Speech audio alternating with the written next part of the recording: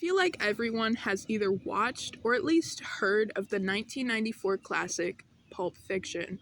This film made $213.9 million US dollars in the box office and with a budget of $8.5 million. Pulp Fiction was and still is an iconic movie to many people. Welcome back to the GA podcast. Today's podcast is sponsored by Winston Wolf's car washing service. More on that later. But for now, we have some very special guests. The actor that plays Mia, Uma Thurman, as well as the director of the movie, Quentin Tarantino. Hello, Finn. I am so happy to be on this awesome and amazing podcast. Yes, this podcast is so cool. For starters, I just wanted to ask, how do you guys feel about the movie 29 years later? After many years, my opinion stays the same. I still don't really like the direction Pulp Fiction went in, although I'm forever grateful that so many people enjoyed the movie. If I'm being honest, I enjoyed acting in the movie. And when I first watched the movie, when it came out, I was blown away. It was just so amazing. That's so cool. Moving on, do you guys think there should have been anything changed in the movie? I think there should be less slurs in the movie because it isn't necessary for most of the scenes those words are in. I don't think I would change anything in the movie if given the chance because it got us where we are today.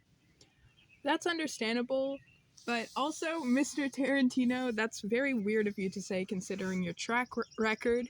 But may I just ask, who is your favorite character? Vincent is my favorite character because the character design for him is intriguing. I think his character is funny, but at the same time tragic due to his rampant drug abuse in the film. My favorite character is Mia because she's less glamorous representation of a woman as opposed to most films at the time. Those are both great answers. I 100% agree. What's your favorite part in the movie? My favorite part in the movie is how the beginning and the ending matched very well of the movie. My favorite part in the movie would be how well the movie went and how good the ending was. I can agree with both of those answers. So, when you both watched the movie, were you able to find a way to relate to it at all?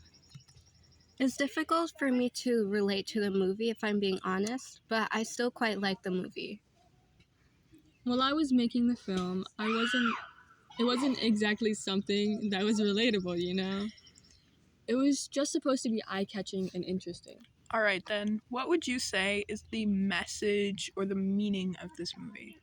I would say it would probably have something to do with life seeming meaningless and rough at times and not seeing the good in things. Although I haven't given much thought to what the meaning might be, I would have to agree with Uma that it may have something to do with seeing a negative side of life when there can still be good. Those are interesting answers. For the final question, how did you feel during the movie from the beginning, middle to end? Like, explain your emotions and what thoughts you may have had during the movie. In the beginning, I felt excited and happy since I was in the movie and I could judge myself how well I did. For the middle part, I was really interested and intrigued. And for the ending, I was happy of how the movie went well. If I'm being honest, in the beginning, I would say that I was also excited about the movie.